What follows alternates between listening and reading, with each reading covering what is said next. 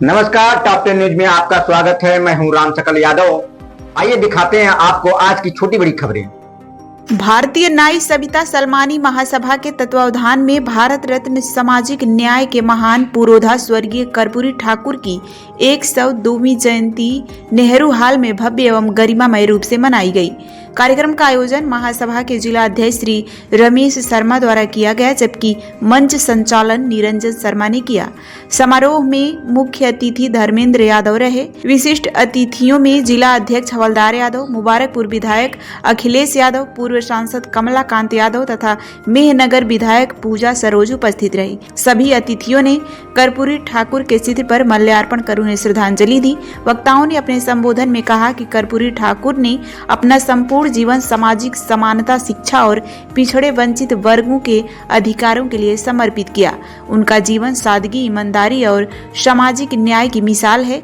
इस अवसर पर भारतीय न्याय सविता सलमानी महासभा के जिला अध्यक्ष श्री रमेश शर्मा ने सरकार से मांग किया कि भारत रत्न स्वर्गीय कर्पूरी ठाकुर की प्रतिमा जनपद मुख्यालय पर स्थापित की जाए, न्याय समाज को अनुसूचित जाति में शामिल किया जाए तथा कर्पूरी ठाकुर की जीवनी को विद्यालयी पाठ्यक्रम में सम्मिलित किया जाए, जिससे नई पीढ़ी उनके त्याग, बलिदान और संघर्ष से प्रेरणा ले सके।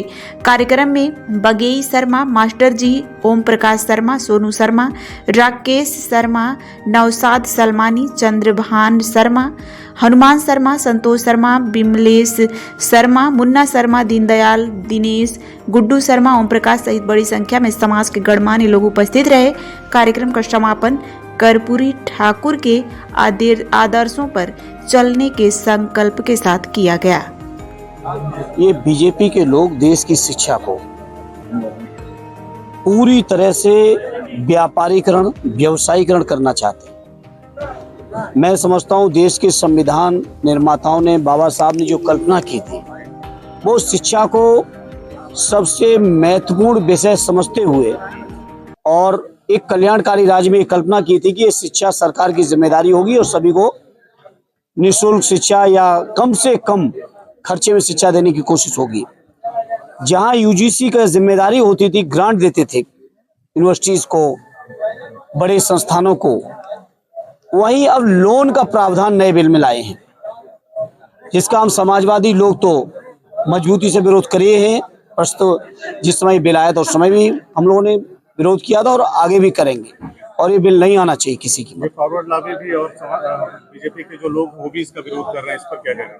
नहीं कर रहे हैं, अच्छी बात है, अभी तो वो करेंगे, क्योंकि बहुत सारे लोग जो बीजेपी के नारों में फंस गए थे, अब लोगों की आंखें खुल रही हैं, क्योंकि इनके नारे कुछ हैं, इनके काम कुछ हैं, इनकी नीयत कुछ है।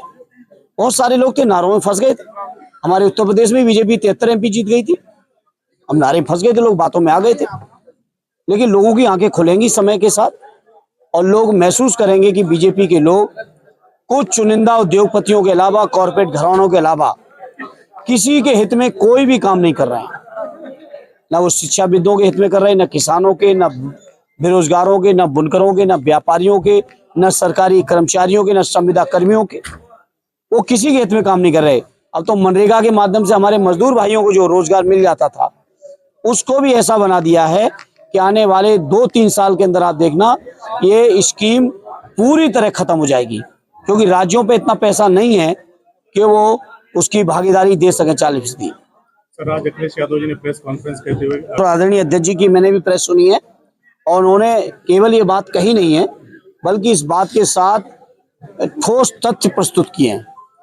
और मैं आज क्या कह जा रहा हूं आपके बीच, अगले कुछ दिनों के अंदर हम और अध्ययन करने के बाद आजमगढ़ में भी क्या क्या फर्जी हुआ है, आप सबको बीच में डॉक्यूमेंट के साथ हम आएंगे। ठाकुर जी जयंती मनाई जा रही है, मैं इस मौके पर उनके श्रद्धांजलि देता हूं और संकल्प लेता हूं।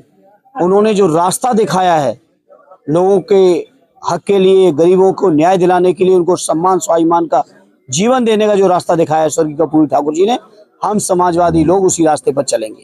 शंकराचार्य जी को लेकर के क्या कहना है? उनको साबित करना पड़ रहा है कि वे शंकराचार्य हैं, और उन्होंने योगी आदित्यनाथ जी पर भी बड़ा हमला बोला है और कहा है कि साधु के भेष में कुछ और ही है वो, इस पर क्या कहना? देखिए, शंकराचार्य जी को धार्मिक मुद्दों पर मैं समझता हूँ जो ज्ञान है, अध्ययन है उनका, उसको कोई चुनौती नहीं दे सकता। सनातन में, सनातन धर्म का सर्वोच्च स्थान है शंकराचार्य का स्थान। तो उन्होंने जो कहा होगा वो निश्चित तौर पर सोच के, विचार के और अपने बेहतर अध्ययन और तथ्यों के साथ, सबूतों के साथ ये बात कही होगी।